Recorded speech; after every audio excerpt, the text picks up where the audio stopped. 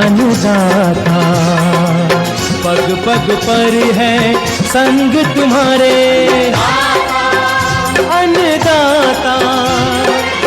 लहू किसानों का बन के पसीना सींचता है धरती का सीना।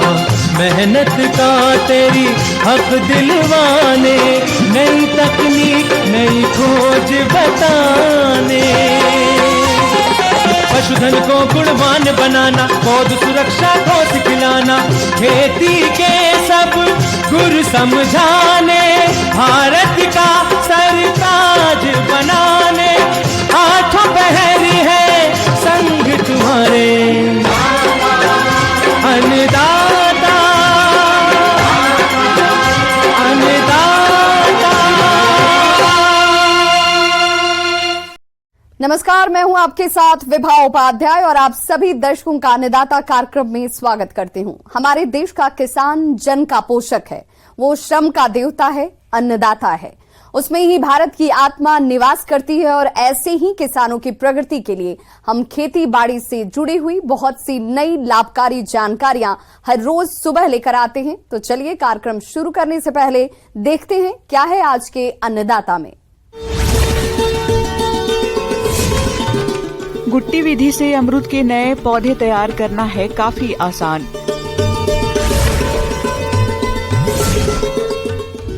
बटेर पालन करके कमाएं अच्छी आय।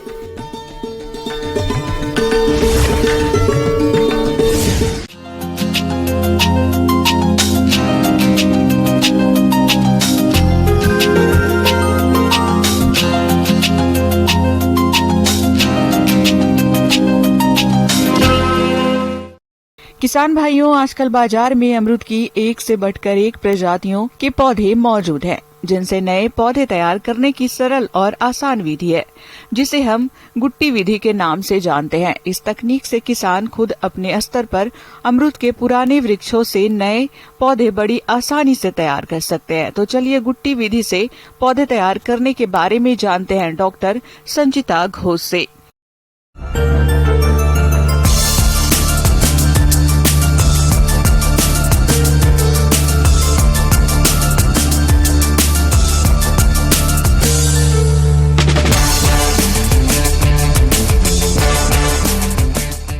किसान भाई, आज हम लोग बात करेंगे अमरूद का पौधा का प्रवर्धन कैसे करना है। तो अमरूद का पौधा हम बहुत आसान तरीका से गुट्टी विधि से तैयार कर सकते हैं। तो इस माह में हम लोग इसका प्रवर्धन कार्य जो है वो कर सकते हैं। अगर आप गुट्टी विधि से नर्सरी तैयार कर रहे हैं तो फसल की उन्नत किस्मों का चुनाव करें, जिससे अधिक पैदावार मिल सके, ताकि बाजार में पौध का अच्छा बाजार भाव मिले। किसानों में जिन प्रजातियों के पौधों की मांग अधिक हो, उसी पौध को तैयार करना उचित रहता है। जिन पौधों की नर्सरी गुट्टी विधि से तैयार होती है, उनकी कुछ उन्नत किस्मों के पुराने पौधे पहले से तैयार होने चाहिए। तो उसमें हम लोग क्या करते हैं, स्पेशली जो है अमरूद का पौधा जो मातृ पौधा होगा उसका हम बहुत अच्छे से चयन करते हैं। तो उसमें हम क्या क्या पॉइंट देखते हैं कि जो स्वस्थ पौधा हो, जिसका टहनी अच्छा हो, जो बीमार नहीं है, तो ऐसा पौधा को हम चयन करते हैं। और उसके बाद हम टहनी चयन करते हैं कि कौन सा टहनी में हम लोग को गुट्टी बांधना है। तो किसान भाई, मैं बताना चाहूँगी कि जो टहनी है वो 1 साल पुराना होना चाहिए और उसका जो मोटाई है वो 1 सेंटीमीटर से ज़्यादा नहीं होना चाहिए। तो उसके बाद हम क्या करते हैं कि जो 2 गांठ है, गांठ हम आप लोग जानते हैं, तो जो 2 गांठ है, 2 गांठ के बीच में क्या करते हैं हम लोग 3 सेंटीमीटर लंबा चीरा लगाते हैं और उसका जो छिलका बोलते हैं उसको हम निकाल देते हैं। उसके बाद सफ़ेद रंग का कैम्बियम बोलते हैं हम, साइंटिफिकली इसको वैज्ञानिक नाम से जानते हैं, वो निकल के आता है। तो हम क्या करते हैं, उसके बाद उसको अच्छे से छील के हम उसमें जो मिट्टी मिक्सचर है वो लगाते हैं। देखिए मार्केट में स्फैग्नम मॉस बोल करके एक मीडिया आता है, उसको बस पानी में हल्का भिगा के भी हम तैयार कर सकते हैं इसका मिक्सचर। और या फिर अगर हम लोग को बनाना है तो उसमें हम तैयार कर सकते हैं 60% कोकोपीट और 30% जो मिट्टी है दोमट बालुई दोमट मिट्टी, और 10% क्या है कोई भी वर्मी कंपोस्ट ले लेंगे जो केचुआ की खाद है, या फिर सड़ा हुआ गोबर का खाद भी आप ले सकते हैं। तो ये तीनों को बड़ा अच्छे से मिक्स करके उसमें थोड़ा सा पानी डाल के उसको गीला करके ऐसे हाथ में बॉल शेप में बना लेंगे। और जो मिक्सचर हम यूज़ करते हैं वो मिक्सचर बहुत ही नरम होना चाहिए, ज़्यादा हार्ड नहीं होना चाहिए, ताकि उसमें जड़ आसानी से बन पाए, और हल्का सा नमी भी उसमें होना चाहिए। और जब हम पूरा उसको मिक्सचर को वहाँ पे लगाने के बाद जब पॉलीथीन शीट उसमें लगाएंगे तो बहुत अच्छे से टाइट बांधना है, इसलिए ताकि बाहर का बारिश का पानी या फिर कोई भी पानी उसके अंदर ना जाए। उसके बाद हम क्या करेंगे, उसमें जो है मिट्टी का जो मिश्रण हम तैयार किए है, बॉल के शेप पे बनाए हैं, लगा देंगे। उसके बाद क्या है, हमारे पास सुतली होगा, सुतली से अच्छा से बांध देंगे। उसके बाद जो अमरूद में 30 से 40 दिन लगता है इसमें जड़ आने के लिए। किसान भाइयों, वृक्षों में नए पौधे तैयार करते समय किन किन बातों का ध्यान रखें, चलिए यह भी हम आपको बताते हैं। तो किसान भाइयों, जिस शाखा से नए पौधे तैयार करने होते हैं उसकी मोटाई पेंसिल जितनी होनी चाहिए। शाखा के छाल तेज धार वाले चाकू से छीलनी चाहिए। शाखा के कटे हुए भाग पर रूटेस यानी NAA का लेप अवश्य लगाएं। शाखा के कटे भाग पर मिट्टी को लगाकर पॉलीथीन से जरूर बांध दें। जब पॉलीथीन में जड़ें दिखने लगे तब शाखा को पुराने यानी मातृ वृक्ष से सावधानी पूर्वक काट लें। उसके बाद इसे पौधशाला में लगाएं। तो 30 से 40 दिन बाद उसमें सफ़ेद रंग का जड़ दिखाई देगा। जैसे ही बहुत अच्छा से जड़ दिखाई देगा उसको हम क्या करते हैं, काट देते हैं। काटने के बाद क्या करते हैं, मिट्टी में उसका पन्नी खोल के उसके बाद उसको मिट्टी में अच्छा से और भी थोड़ा सा मिट्टी डाल के, या फिर आप पॉट में भी लगा सकते हैं या फिर आप ज़मीन में भी लगा सकते हैं। और दूसरी सावधानी ये अवलंबन करना है कि जब हम कट करेंगे, कट करने के बाद ही उसमें पॉलीथीन का शीट निकालना है, उसके पहले नहीं। और तीसरी ये सावधानी है कि जो नाइफ से, जो चाकू से हम कट करेंगे वो चाकू बिल्कुल एकदम बीमारी मुक्त होना चाहिए, इसलिए उसको पहले कोई भी अल्कोहल या फिर कोई डिसइंफेक्टेंट से उसको बहुत अच्छे से उसको थोड़ा सा वॉश करके उसके बाद ही उसमें चिरा लगाएंगे, इसलिए ताकि कोई भी फंगल इन्फेक्शन ना हो। किसान भाइयों, अब लेते हैं एक छोटा सा ब्रेक।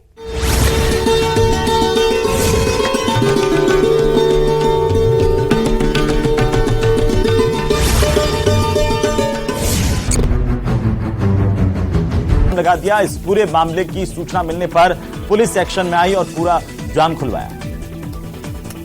तो तिहौली थाना इलाके के बारीपुरा गांव में एक युवक ने शराब के नशे में घर के कमरे की खिड़की से फांसी लगाकर के सुसाइड कर लिया। दरअसल युवक ससुराल से अपनी पत्नी को लेने गया था, लेकिन ससुराल पक्ष वालों ने पत्नी को उसके साथ भेजने से इनकार कर दिया। जयपुर हेरिटेज मेयर मुनीश गुर्जर के निलंबन पर मुनीश गुर्जर ने नोटिस पर जवाब देने के लिए समय मांगा। स्वायत्त शासन विभाग से जवाब के लिए 15 दिन का समय मांगा गया है। दीघ में राज्य मंत्री जायदा खान के खिलाफ कामा क्षेत्र में आक्रोश दिखाया, जहां पर सैकड़ों लोग टेंट लगाकर नारेबाजी कर रहे हैं, जिसके बाद पुलिस ने प्रदर्शनकारियों का टेंट उखाड़कर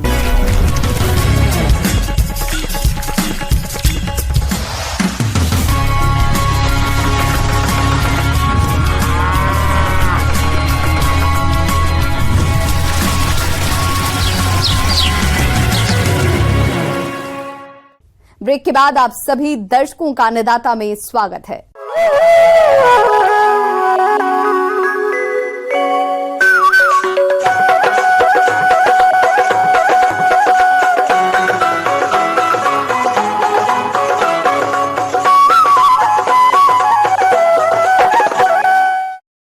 किसान भाइयों, आजकल बटेर पालन व्यवसायिक स्तर पर होने लगा है। बटेर पक्षियों का पालन मुर्गी पालन व्यवसाय की तरह ही होता है, लेकिन बटेर में रोगों का प्रकोप बहुत कम होता है, जिससे इसके पालन में कोई ज्यादा कठिनाई नहीं आती है। साथ ही इस व्यवसाय से कम समय में अधिक लाभ मिलता है। अगर आप भी बटेर पालन करना चाहते हैं तो आप किस प्रकार से करें बटेर पालन, इस बारे में जानकारी दे रहे हैं विषय विशेषज्ञ डॉक्टर गिरिराज गोयल।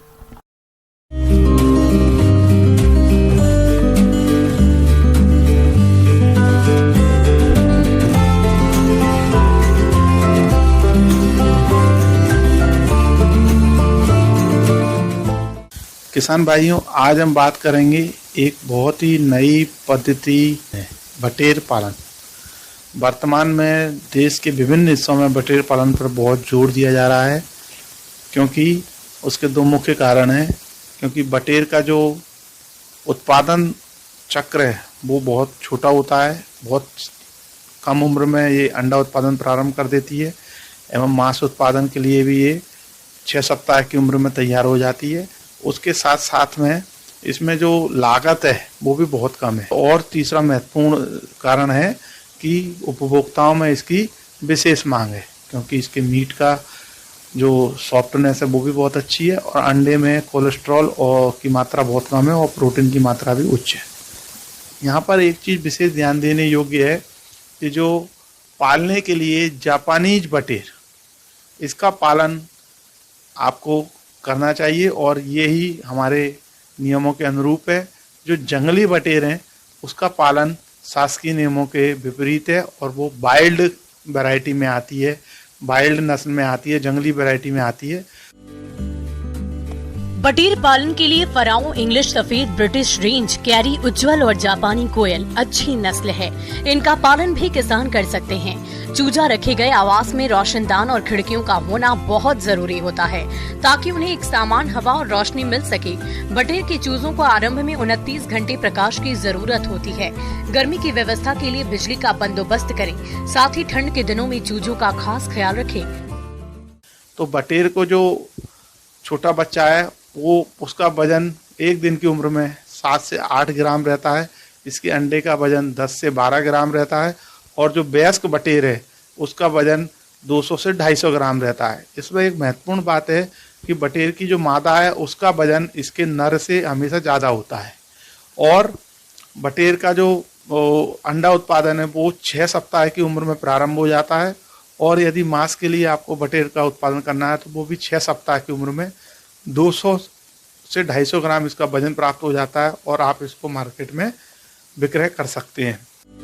बटेर पालन पिंजरा विधि से करना अधिक सुविधाजनक और लाभकारी होता है। 2 सप्ताह पुरानी बटेर को पिंजरे में रख सकते हैं। इसके लिए पिंजरा 3 गुना 2.5 गुना 1.5 वर्ग फीट आकार वाला उपयुक्त होता है। व्यावसायिक अंडा उत्पादन के लिए कई पिंजरों की जरूरत होती है। इनके प्रजनन के लिए 3 मादा पक्षियों के साथ एक नर पक्षी को रखना चाहिए।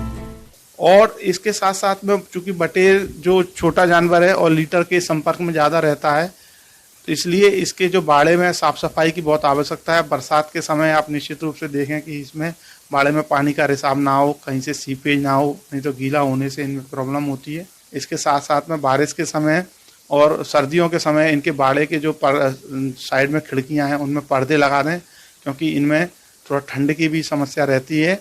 तो उनको बचाने के लिए और अगर ज़रूरत पड़े तो छोटे बच्चों में हीटर लगाने की बहुत आवश्यकता होती है। बटेर में जो और बातें हैं जैसे इनका खान पान वो भी बहुत महत्वपूर्ण है।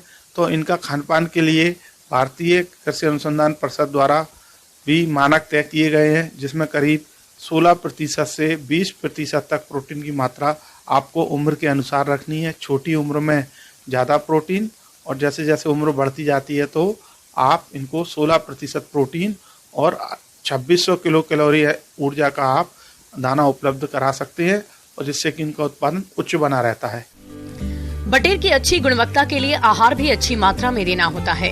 इसके लिए किसान मुर्गी पालन में उपयोग होने वाले आहार का प्रयोग कर सकते हैं। एक वयस्क बटेर को एक दिन में तकरीबन 20 से 35 ग्राम आहार देना चाहिए। वहीं इनके चूजों को तकरीबन 27% प्रोटीन तथा वयस्क के लिए 22 से 24% प्रोटीन युक्त आहार का प्रयोग करें। इसके साथ साथ में इनमें कितनी मात्रा में आहार देना है वो भी बहुत महत्वपूर्ण है, क्योंकि इस एक दिन के बच्चे का वजन केवल 7-8 ग्राम होता है।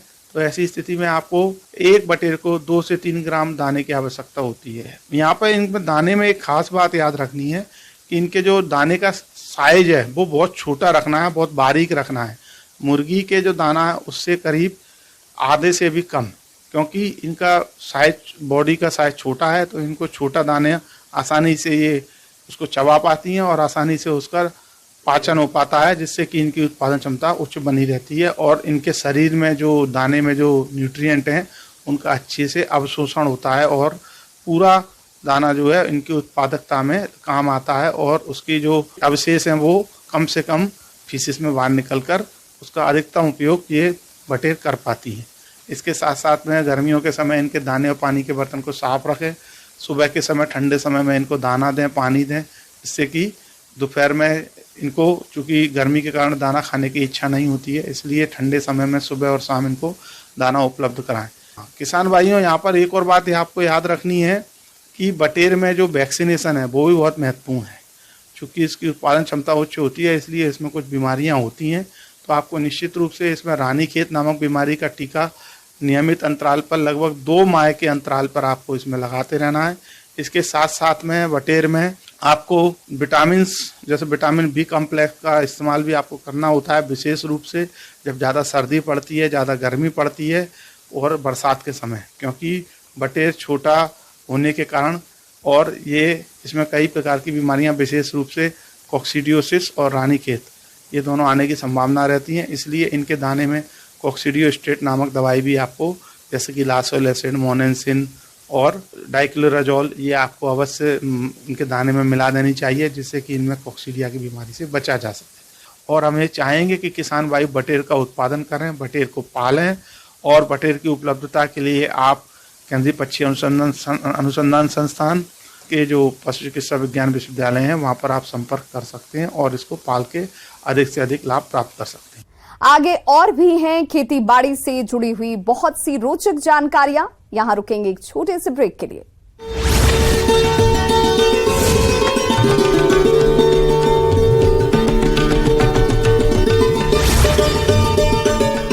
तीन चैनल्स, 15 पुलिस साथ लेकर के गई। मुख्यमंत्री अशोक गहलोत के जुडिशरी पर दिए गए बयान के खिलाफ बूंदी में एक वकील ने सीजेएम कोर्ट में परिवाद पेश किया है और सीएम अशोक गहलोत के खिलाफ मुकदमा दर्ज किए जाने की मांग की है। राजस्थान में भी एशियाटिक लॉयन सेंचुरी बनाने की तैयारी है, जिसे लेकर के सीएम अशोक गहलोत प्रधानमंत्री नरेंद्र मोदी को पत्र लिखने वाले हैं और अब सब कुछ अगर सही रहा तो राजस्थान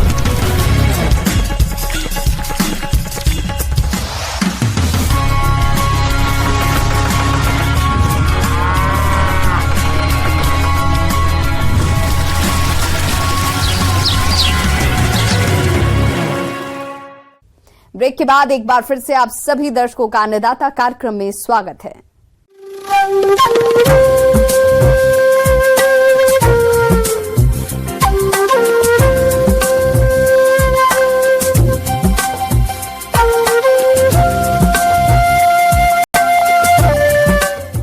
मौसम विभाग की रिपोर्ट पर साप्ताहिक कृषि सलाह इस प्रकार है।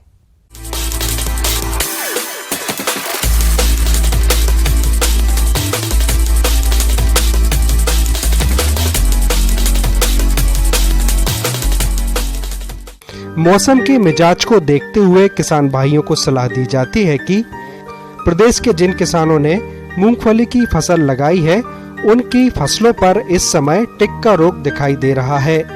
इस रोग की रोकथाम के लिए कार्बेंडाजिम 0.1% का घोल बनाकर अथवा मैनकोजेब 0.2% का घोल बनाकर 10 से 15 दिन के अंतराल पर छिड़काव करें। इस समय भिंडी की फसल में सफेद मक्खी और जैसिड कीट का प्रकोप दिखाई दे रहा है। ये दोनों ही कीट फसल को काफी हानि पहुंचाते हैं।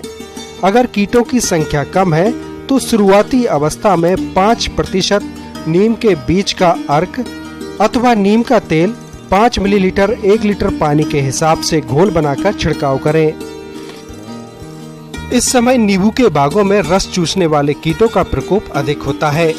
यदि आपके बागों में रस चूसने वाले कीटों का प्रकोप हो रहा हो तो डाइमेथोएट 30% दवा 1 मिलीलीटर अथवा इमिडाक्लोरोपिड 1 मिलीलीटर दवा प्रति 3 लीटर पानी के हिसाब से घोल बनाकर सुबह या शाम के समय छिड़काव करें। बेर, आम, नींबू, अनार और आंवला आदि के पौधों को लगाने का अच्छा समय है। टमाटर की फसल में सफेद मक्खी कीट की रोकथाम के लिए मेलाथियान 50 EC 1 मिलीलीटर दवा प्रति लीटर पानी के हिसाब से घोल बनाकर छिड़काव करें। किसानों को सलाह दी जाती है कि वे जल संचयन टैंक या जल संचयन की किसी भी विधि में भविष्य के लिए वर्षा जल की एक एक बूंद को संरक्षित करें।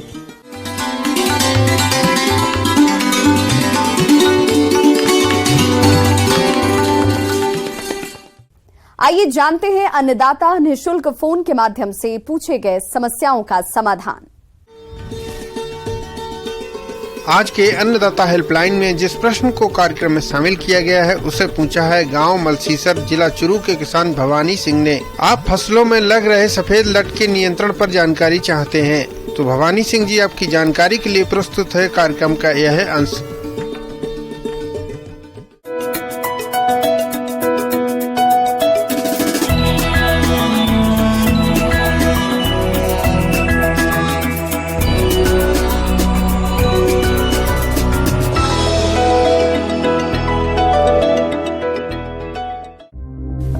देश के अनेक भागों में सफेद लट की समस्या अत्यंत गंभीर होती जा रही है और शुष्क क्षेत्रों में तो यह पूरी की पूरी फसल को ही चौपट कर देती है, जिससे किसानों को बहुत भारी नुकसान का सामना करना पड़ता है।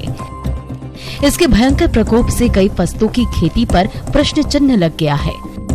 बरसात के समय यह भृंग कीट सक्रिय होते हैं और जमीन में हजारों की संख्या में निकलते हैं। लट की पहली मोल्टिंग अर्थात आवरण बदली होती है और यह द्वितीय अवस्था में प्रवेश कर जाती है। इस अवस्था में यह लट सबसे हानिकारक होती है। वैसे तो यह लट बहुभक्षी है, परंतु यह मूंगफली, मिर्च, ज्वार, बाजरा और मक्का फसलों को अधिक नुकसान पहुंचाती है। कुछ दिनों बाद यदि ग्रसित पौधों को उखाड़कर देखें तो केवल मुख्य जड़ें ही दिखाई पड़ेंगी। बाद में यह मुख्य जड़ को भी बीच बीच में कुचलकर नष्ट कर देती है। प्रभावित पौधे पीले पड़कर मुरझाने के बाद सूख जाते हैं।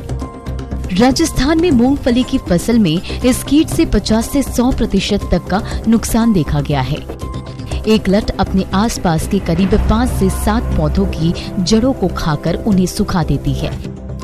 इसलिए इनकी रोकथाम के लिए समन्वित कीट प्रबंधन को सामूहिक रूप से अपनाने की आवश्यकता होती है। समन्वित प्रबंधन उपाय।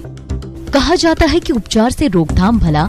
जी हाँ, यह आवश्यक है कि समय रहते इस कीट का नियंत्रण किया जाए।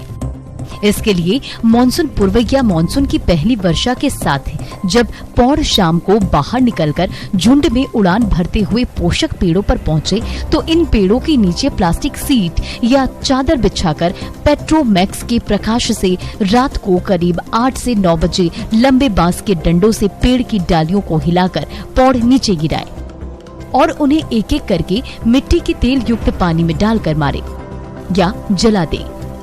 ये क्रिया 4 से 5 दिन तक सामूहिक रूप से करें। इसके अलावा जिन पेड़ों पर पौड़ भृंग बसेरा कर रहे हों वहां नीचे घास या कचरा इकट्ठा करके जला दे, जिसे पौड़ भृंग नीचे गिर पड़ते हैं। फिर इन्हें एकत्रित करके नष्ट कर दें। यदि खेत में पेड़ों की संख्या अधिक हो तो वर्षा के पहले पेड़ों के ऊपर से नीचे की ओर अच्छी छटाई करें। केवल 1-2 पेड़ छोड़ दें, जिससे उस पर भारी संख्या में पौड़ पहुंचे और कीट नियंत्रण आसानी से किया जा सके। इस कीट के पौड़ भृंग प्रकाश पर अधिक आकर्षित होते हैं, इसलिए रात में इन पोषक पेड़ों के पास प्रकाश प्रपंच लगाने चाहिए। रात 7 बजे से 10 बजे तक प्रकाश करने से पौधों की प्रकाश प्रपंच में फंसने की अधिक संभावना होती है। बाद में उन्हें नष्ट कर दें। इसके अलावा भृंगों के नियंत्रण के लिए दिन के समय 0.2% मोनोक्रोटोफॉस का छिड़काव पोषक पेड़ों पर करें।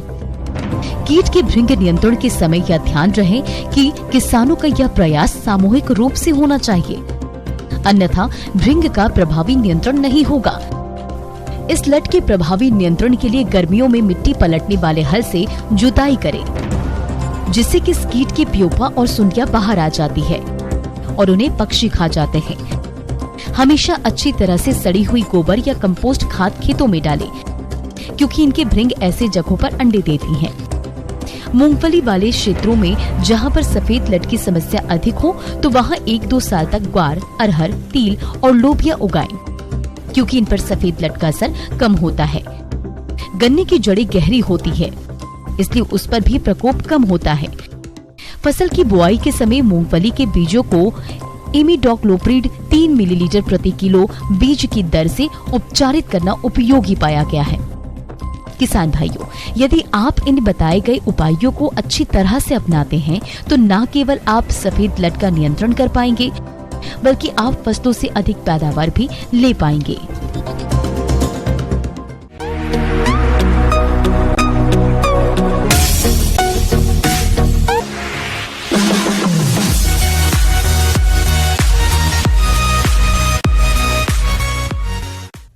एक नजर डालते हैं राज्य के कुछ मंडियों के प्रमुख फसलों के बाजार भाव पर।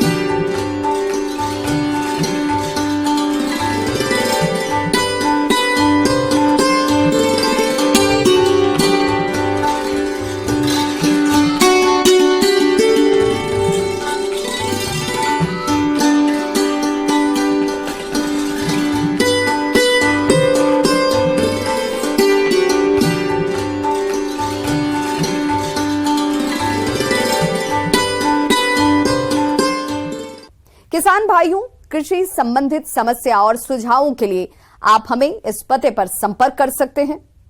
प्रोड्यूसर अन्नदाता, news 18 Rajasthan, Ramoji film city, Hyderabad 501512। साथ ही आप हमें ईमेल भी कर सकते हैं। हमारा ईमेल है p18annadaata@nw18.com। इसके अतिरिक्त आप हमें निःशुल्क हेल्पलाइन नंबर 180088922163 पर सोमवार से शनिवार सुबह 10 बजे से शाम 4 बजे के बीच संपर्क भी कर सकते हैं। अब समय हो रहा है आपसे विदा लेने का। कल फिर होगी मुलाकात कृषि से जुड़ी महत्वपूर्ण जानकारियों के साथ। नमस्कार।